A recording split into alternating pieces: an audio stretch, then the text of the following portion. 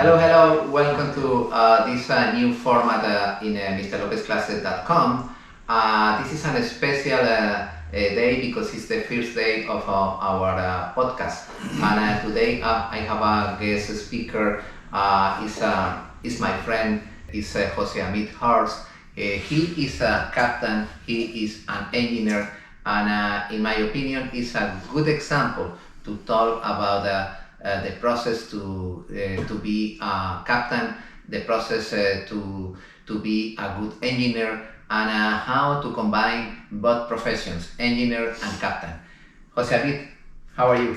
Thank you. Great. Thank you for having me. Thank you very much. Appreciate it. Jose Amit was my student 14, 15 years ago. I don't remember exactly, but I remember the first day of class of Jose. Jose said, I don't know nothing, but I want to be a good engineer.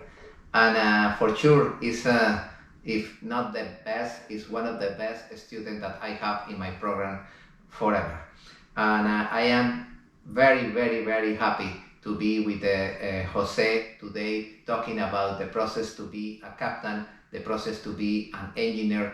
But before we talk about each of those lines of this career, I have a question for Jose. Jose, is good, is recognized when you are a good captain and good engineer? Yes, of course. It's a big difference when you can operate the boat and at the same time you can fix it and maintain it. It's great, huh? Yeah, especially for the type of boat that I'm operating right now. I'm in between like around 100 feet.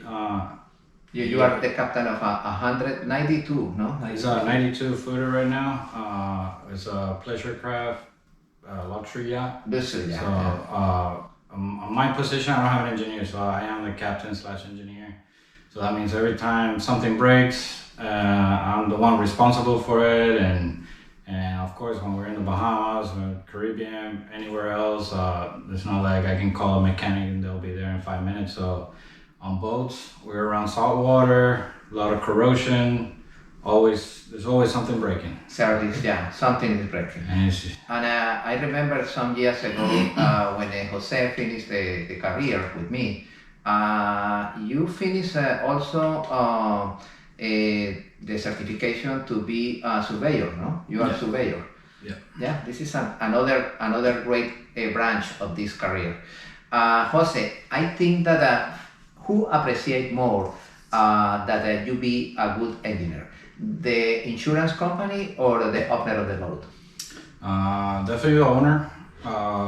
You'll definitely saving a lot of money being an engineer, fixing things and doing the maintenance.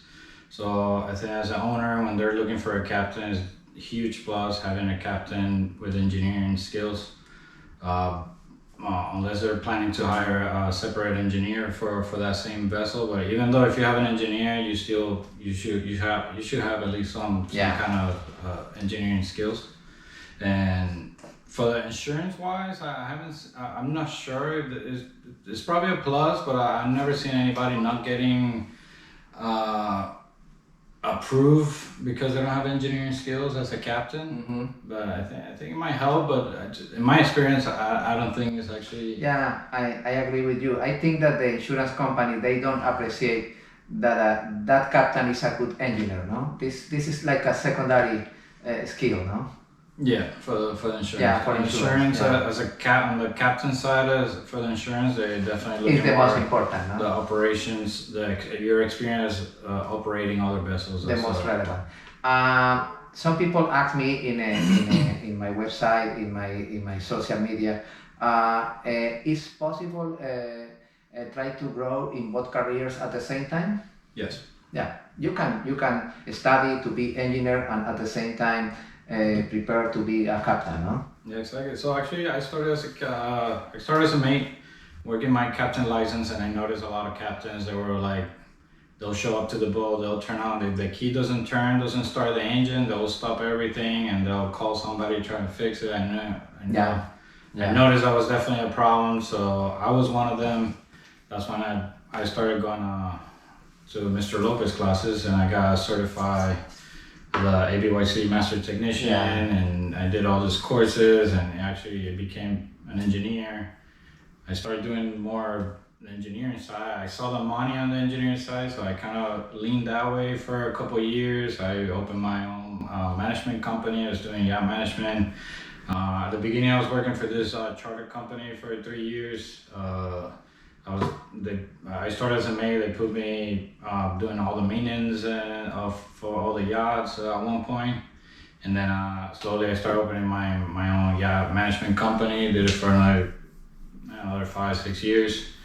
I had a couple guys working for me, and but then I went back to what's my passion, and I noticed my passion is really Be a captain.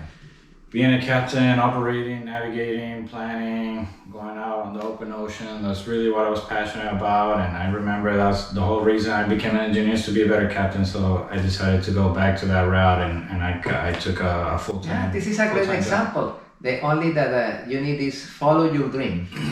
Exactly. And your passion, no? That's the secret number one. Okay, that's wonderful.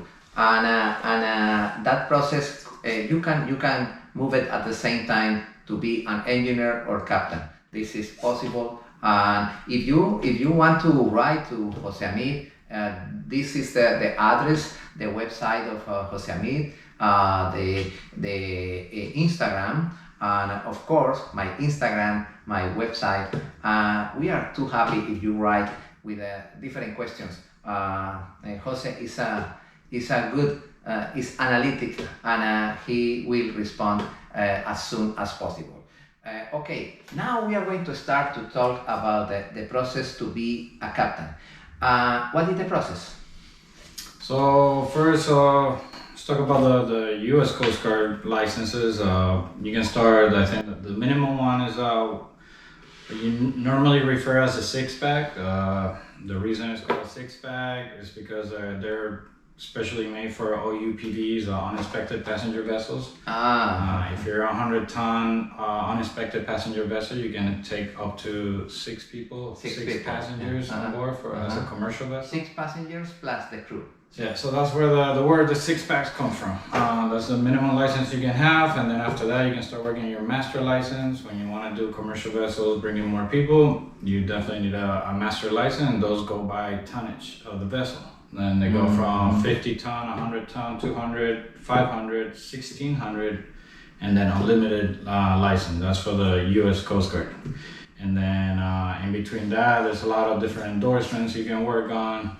Then you have your STCWs. STCWs a standard that you'll see worldwide. That is taken worldwide. That it's a standard for all the training. That's where you can learn from fighting fires to medical and all that. So a lot of different certification. If you have those, then you can transfer your licenses for international, what they call international tonnage. And then there's a couple of different. It's another endorsement for U.S. license, but with that endorsement, you can actually use it for foreign flag vessels. You can use it in other countries, and that goes like a different tonnage. That goes from I think 200, 500, 3,000, and unlimited. It's a process. Okay, in this moment, your license is. So I have the U.S. Coast Guard up to 1,600 ton. I have my international 3,000 ton and my open ocean endorsement. There's all my STCWs and. Okay, great. He's in the limit. Jose, the captain. At the end of the day, the captain with good experience, the honest captain. Is a manager, is the manager of that company, because the boat is a company, it's a hotel, it's a boat, and you need to administrate the crew, the contractors, you are the administrator of that business. It always is like this, or in some cases, no, that guy is only the captain, the administrator is a separate person. How is that? So the luxury industry, there's of course all depends on the owner how he wants to run the project. I've seen it from yachts that have their own manager, their own captain, their own engineer, their own Separated. financial person. They have everything all completely separate. On my case, I'm actually the captain slash engineer and slash manager as well. Mm-hmm. So all the finances, from maintenance to operation, everything I have to is my responsibility. Mm-hmm. I do have a full-time crew. I have a full-time first officer, a stewardess, and a chef right now. Yeah. They do help me with all the operation. Sometimes I got the chef working in the engine room, the maid working inside, the stew doing waxing outside. Yeah, that's the So thing. we work as a team. We help each other, but ultimately, yeah, the captain is going to be the one getting yelled at if stuff doesn't happen. Yeah, this is very interesting. If you have a good reputation, if you are a good manager, probably one day you will be the full manager of the boat. You will be the captain. You will be the administrator of that business, and you respond to the owner for everything. This is a great career, and the payment is excellent, no? Yeah.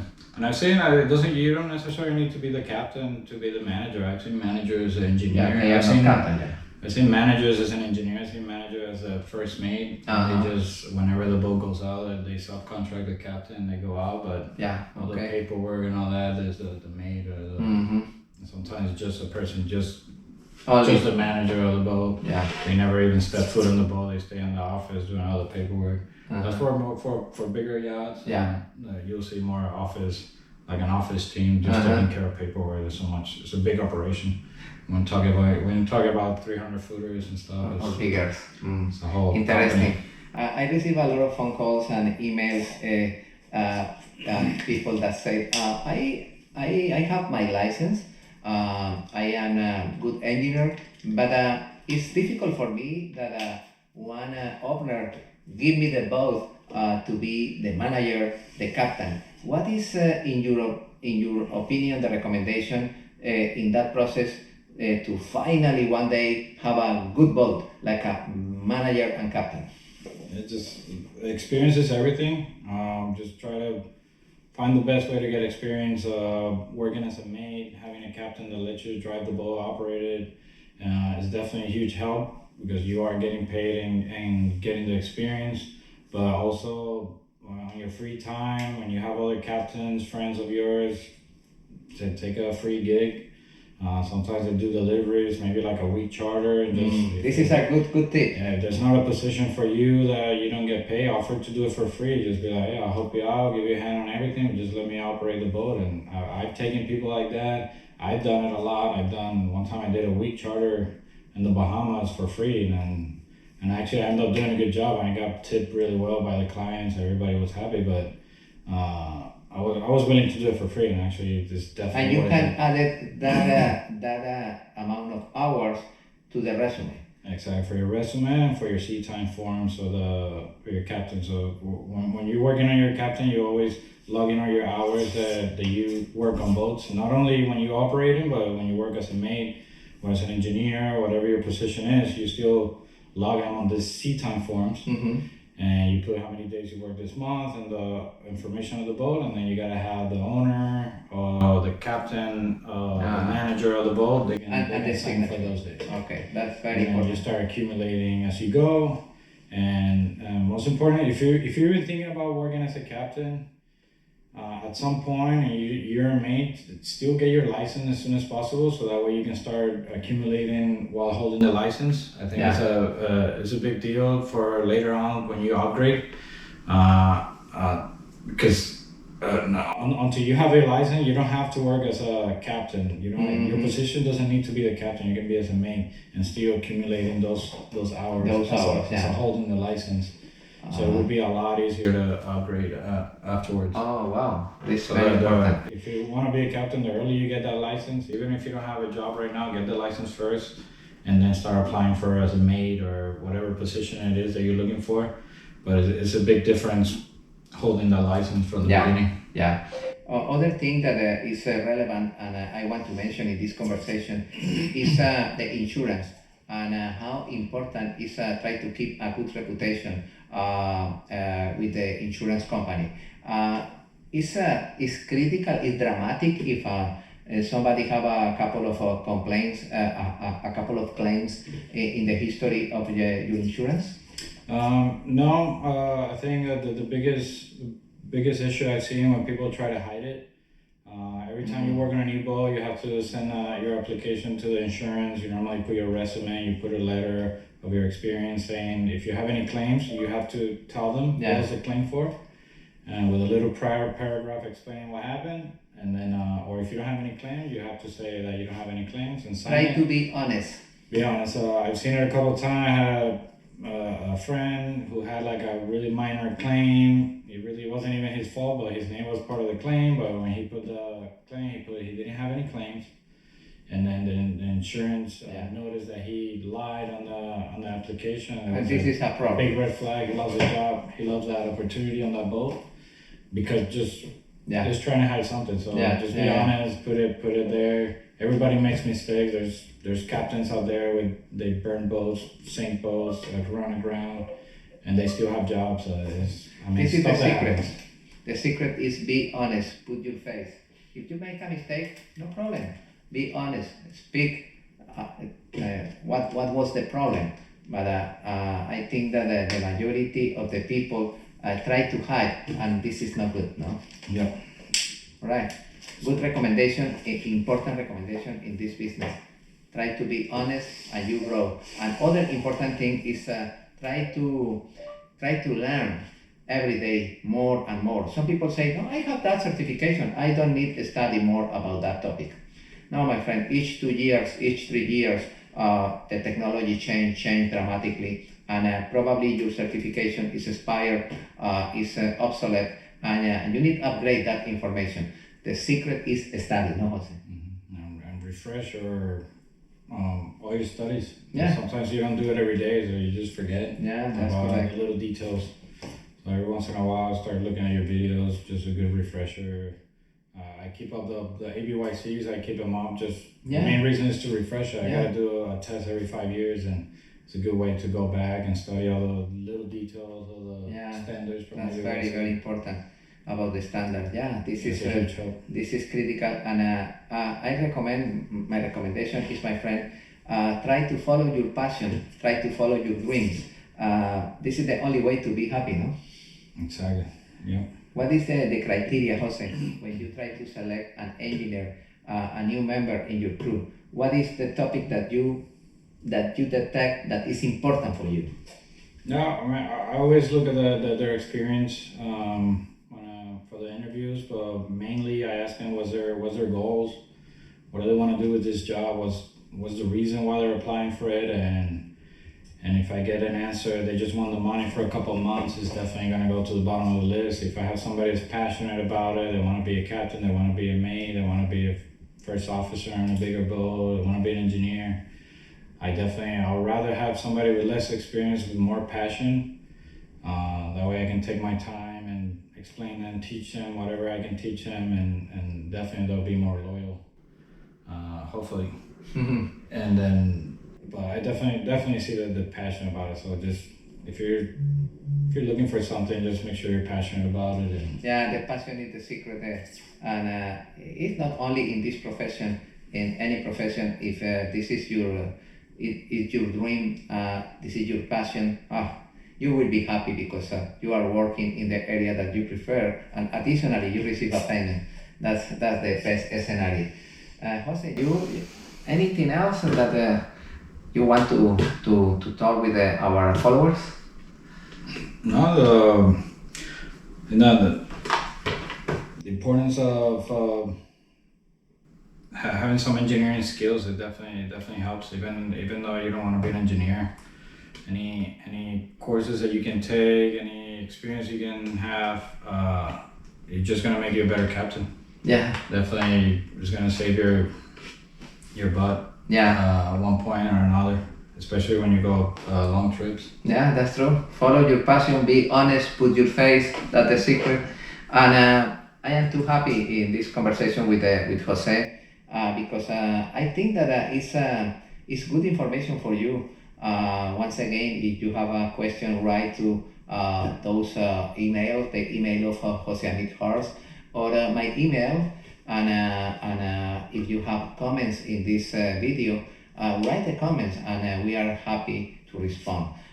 Thank you for being part of this conversation with Capitan Jose Amir, and we are going to create more podcasts with excellent conversation with experts, with authorities in each topic. Jose Amir, thank you very much. My pleasure, Profe. Thank you. And, See you then.